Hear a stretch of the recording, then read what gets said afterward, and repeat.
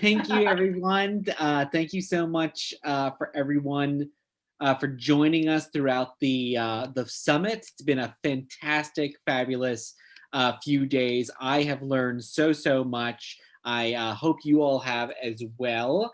Just waiting for my co-panelists to. I see them popping on right now, so that's perfect. So, Umi, there you are. Hello. I want to just briefly introduce Umi Su to everyone. Umi is a public humanist and strategic designer with research and organizing agendas for equity in arts, technology, and civic life. And they are currently the director of content strategy at the One Archives Foundation. And I'm super excited to introduce anyone who doesn't know who the One Archives Foundation is on this chat. And just to give everyone a little bit of context, I recently learned about the One Archives and One as a magazine really just in the last couple of years. My partner and I are history buffs, especially with queer history. We're also ephemera collectors. We love collecting old paper. So we've actually been collecting a lot of the original One magazines, which I'll let Umi definitely tell you a little bit more about the history there. And we've also had the good fortune during the pandemic, as many of us have, to join lots of virtual events, lots of great learning virtual events. And we've attended several events that the One Archive has hosted over the course of this pandemic. So if you're looking to learn more about them and more about, queer history, I definitely suggest that you check them out and check out some more of their events. But without further ado, Umi, I'd love to kind of just, have you tell us a bit more about yourself and, where are you, any kind of fun facts. Have you picked up any pandemic hobbies? And, especially love to kind of learn, where did you get that passion? What first interested you in LGBTQIA history? Thanks so much, Rob. I'm excited to be here. So I am currently located in Los Angeles suburbs. It is also Tongva land, unceded land of the Tongva people. And let's see, how did I get into all of this? So I'm going to go way back in high school. So I grew up on the East Coast in Virginia. And just thinking back recently when we were doing a youth workshop, trying to like practice interview techniques for youth, we used the question of recall the first time meeting an LGBTQ plus person. And so I decided that I was going to try that question myself. So yeah, the first time I ever met anybody who is of the LGBTQ plus community was in high school. I was 14 and played tennis, and I remember the tennis season started before the high school started. So like I met my tennis coach, and Coach Frank was just an amazing person. I remember her like very deep, like sort of stern voice, but also like was very loving and caring. She had this incredible mullet, which I still remember. It's just grays and then mullet, which by the way is a super in style right now.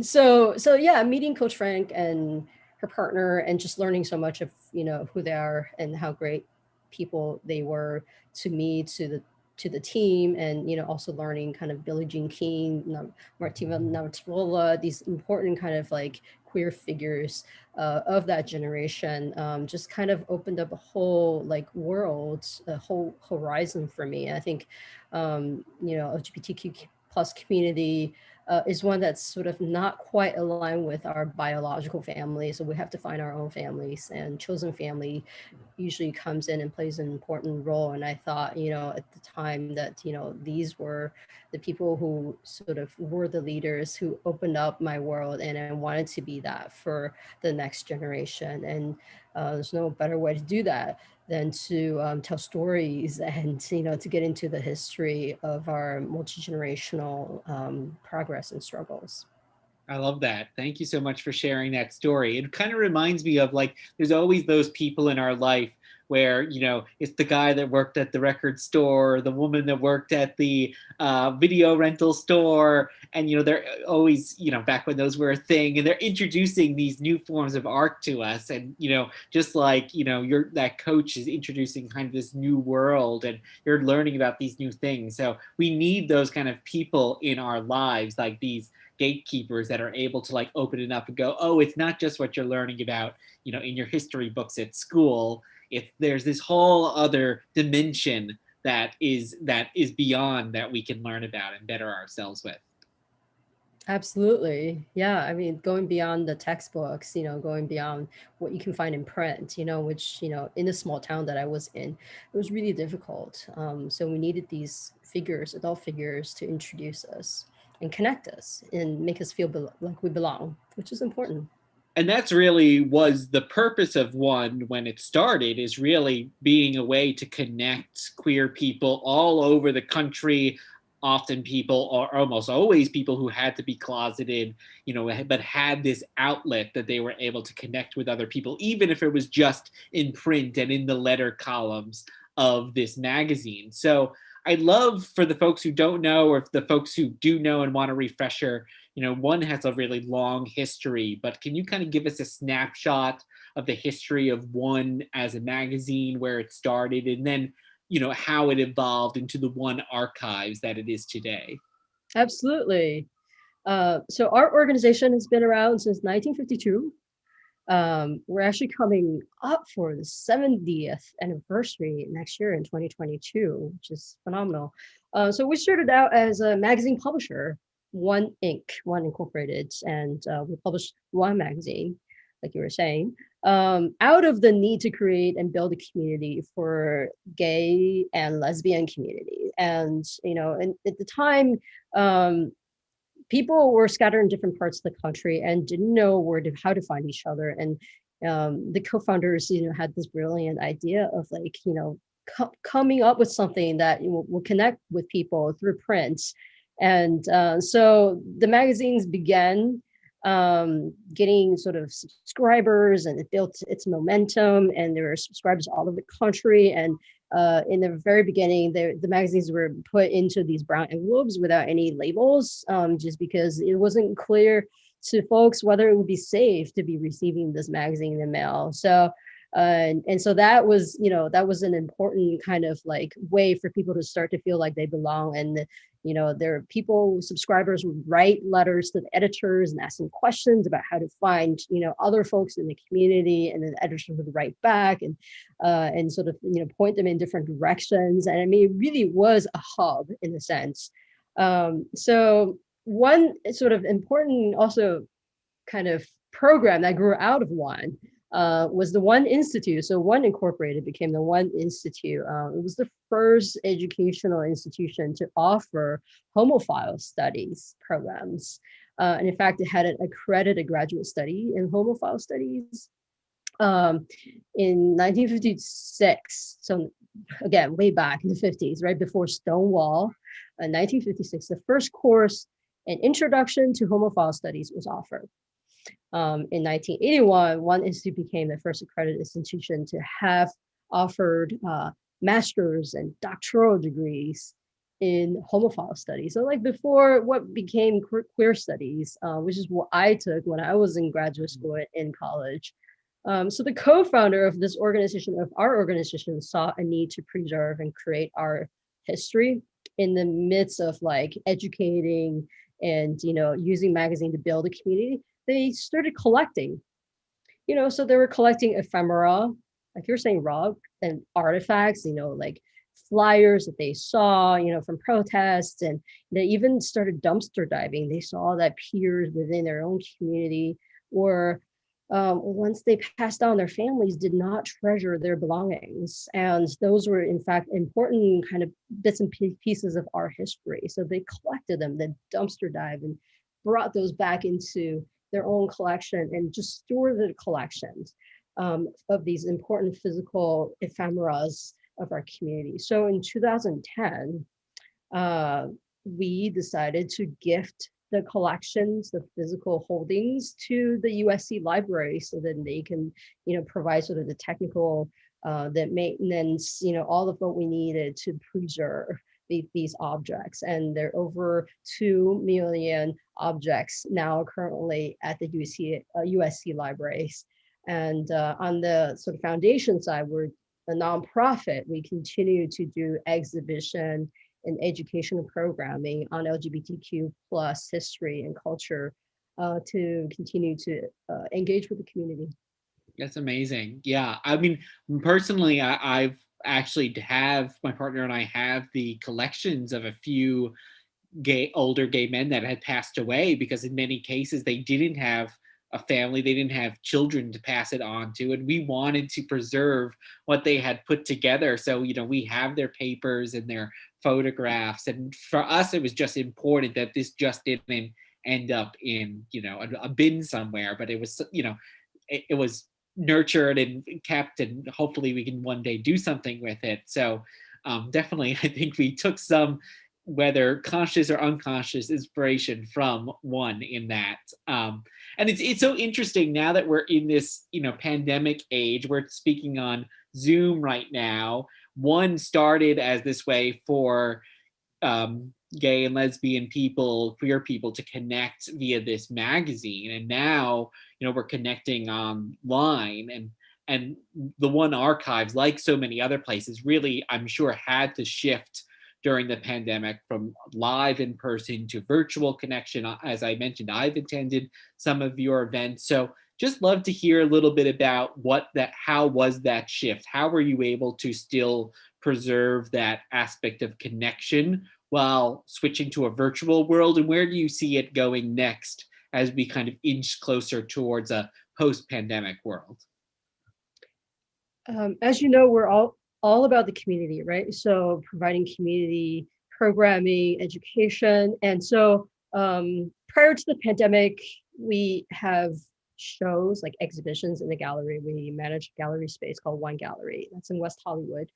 And so when the pandemic started, we actually had an exhibition mounted, and it was like, it was this really great exhibition that we worked on in collaboration with a collective, curators from this collective called What Would an HIV Doula Do? And it's called Metanoia, and it centers the Black women's contribution to AIDS activism. And that's sort of an important story that sort of has been untold in many communities, and we felt that it was important to tell that story. And it was around kind of like healing justice, how women sort of took the extra step to sort of advocate for rights to access healthcare and definitions of AIDS, for women.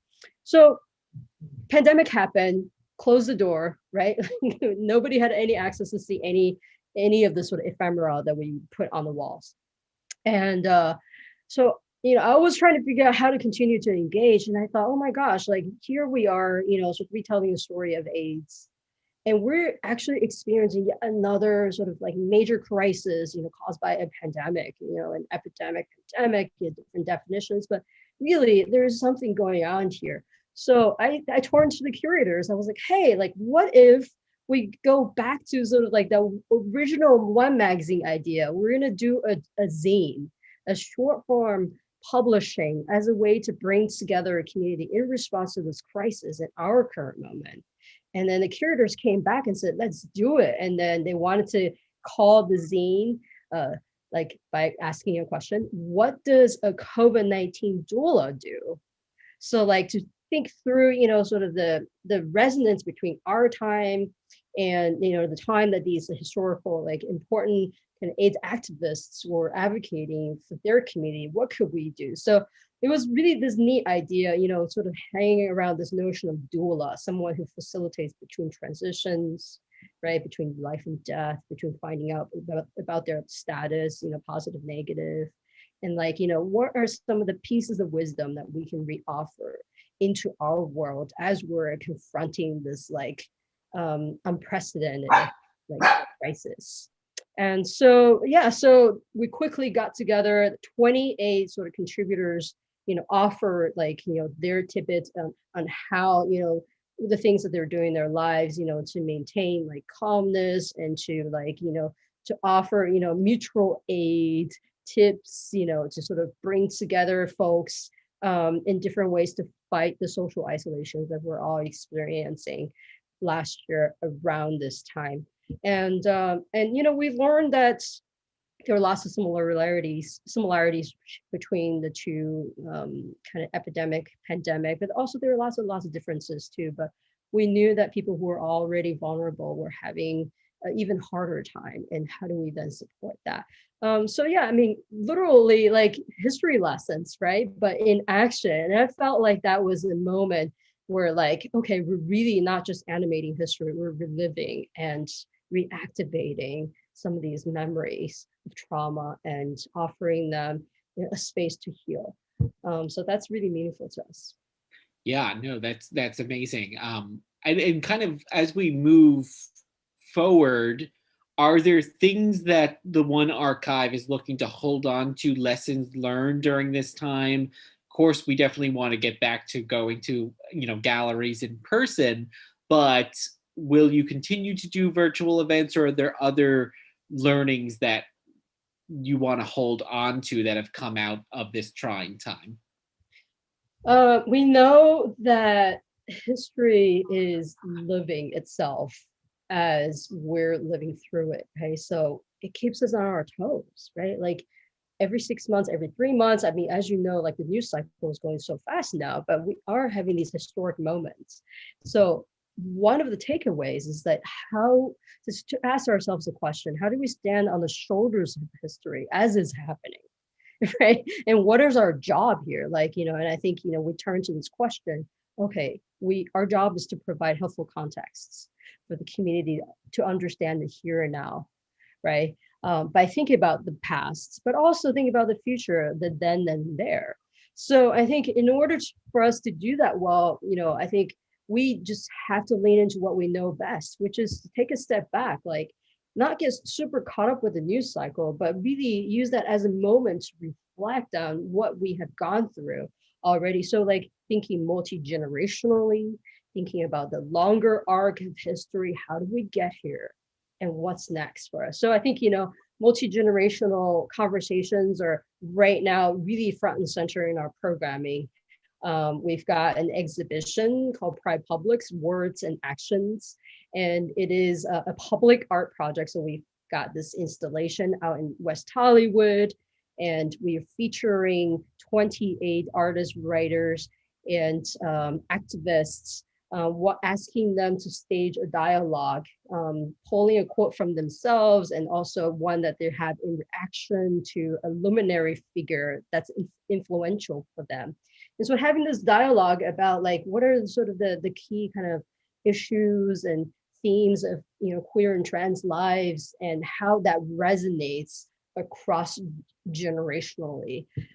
So it's a space. I mean, it really is literally a public space because it's out in the public, public art, right? So giant sort of 4 by 5 foot posters. It's a space for the communities to come together and ask questions, and maybe even consider some provocations. And honestly, I think it's also a claim to the public life, as queer and trans people sometimes are left out of that. So so that's the beginning of how we can plant seeds for future change. No, that's super. I'm jealous I can't see it, but yeah, I've seen some stuff here in the city that have done New York City, where I am, where we've done some similar things. And you were that's a great segue into what else I wanted to ask you. Is you were just talking about queer and trans people sometimes being left out. You had that great also example where you were bringing up Black women that had HIV/AIDS, where that wasn't always part of the narrative. And like all real history, LGBTQIA plus history is often written by white cisgender men. So I'm curious if you can tell us some other ways that one has made sure that you're telling stories of BIPOC individuals, women, trans, non-binary people, that it's not just the narrative or the history of white cisgender men. Absolutely. So we stress that there is not a single version of history. I mean, I think, histories are stories are told from particular perspectives. So it's important for us to make space for multiplicity. and multiple perspectives, that can shed light on different aspects of this lived experience.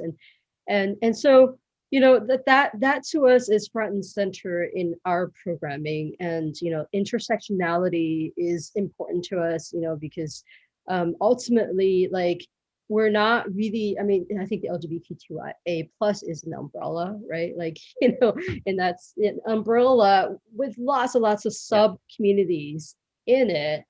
Some of us are adjacent to each other. We can actually, understand kind of the sub communities and all the sort of various concerns. But some of us do not come across with each other in physical spaces or any other social settings. And then there are a lot of kind of barriers and silos, like especially nowadays with internet and generations of like kind of access. We're not always talking to each other. So yeah, so I think for this past year, our programming, like I said, had a strong emphasis on intersectional histories, and to center our last exhibition on Black women's contribution to AIDS activism, and then zooming back out to where we are today, Publix. It was important for us to make it as intersectional as possible. We have some really awesome and movers and shakers. Patrice Collers, co-founder of BLM, Black Lives Matter, is a part of this exhibit, and she's also a performance artist, and our curator has worked with her. And of course, and her creativity manifests as art, but also manifests as community organizing. So it was important for us to kind of like bring together kind of art and activism in the sort of intersectional ways. And her quote is phenomenal. She's offered a quote about her take on abolition. And she's responding to Angela Davis. It kind of gives me chills, like thinking about it. Also, I think you did touch on kind of an important part of this too. Trans and non-binary people have not always been a part of the sort of organized efforts alongside with gay, lesbians, and bisexuals. And I think that it is an umbrella, right? So I think to really make sure that we create space for trans and non-binary people, and to sort of open up the conversation a bit, so it's not just about kind of sexuality, orientation, but actually about the body, about how we feel about the body, about identities. That's important. And, we can't do that alone. We need to have, these artists there. So we have Castles, who's a non-binary performance artist, and they were one of the two artists who spearheaded In Plain Sight, which is a phenomenal public art project that raised awareness for the sort of detention centers that are all around the country. And Castles is also a part of our exhibition, and they offer this beautiful quote about sort of the how the body is this transformative medium for them, and for the community. So I just feel really lucky that we're able to work with these folks. That's amazing. Yeah, so many great people. And that's what we're trying to do here at Power to Fly too, is bring in as many voices as possible, have it be as a big of a tent as we can.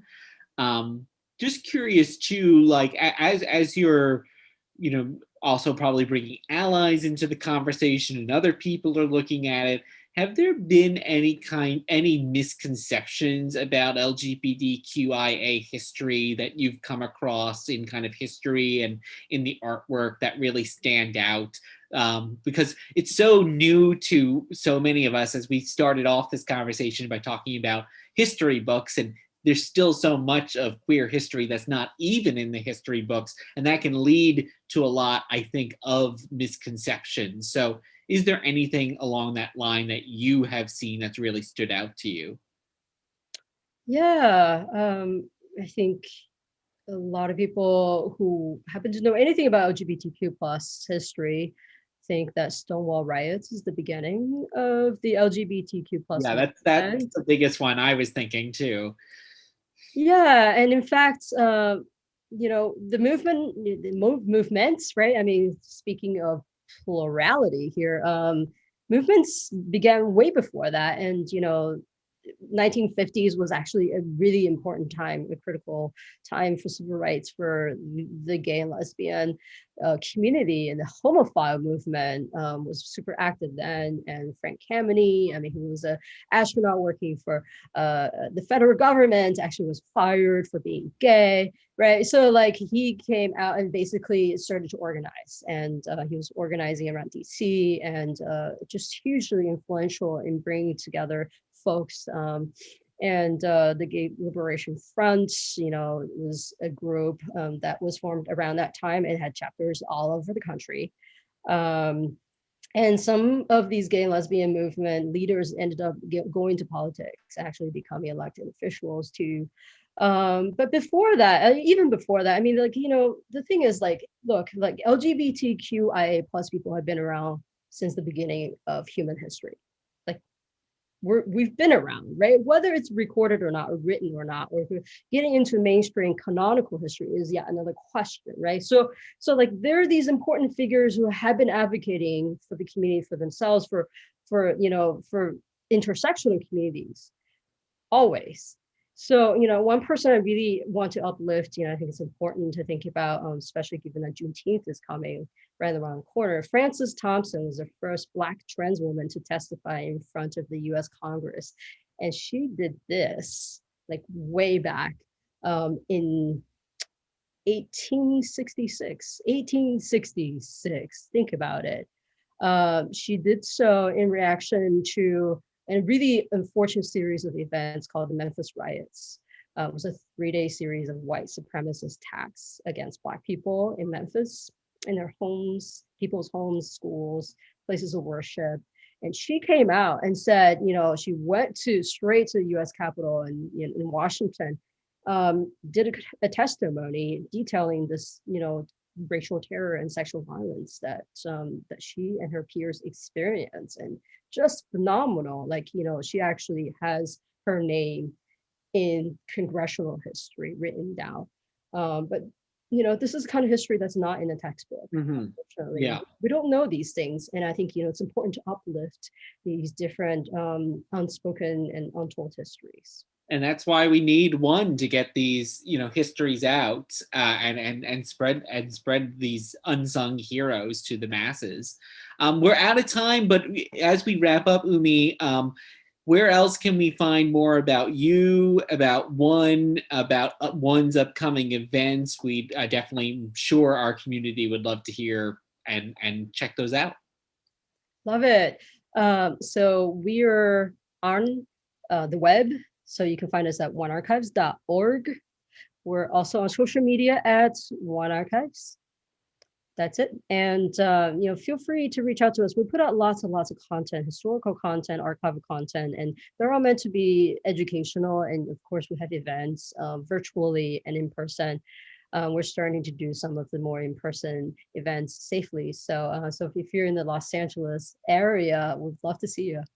Awesome. Thank you so much. Thank you so much for being here. Thank you, Rob. It's been a pleasure.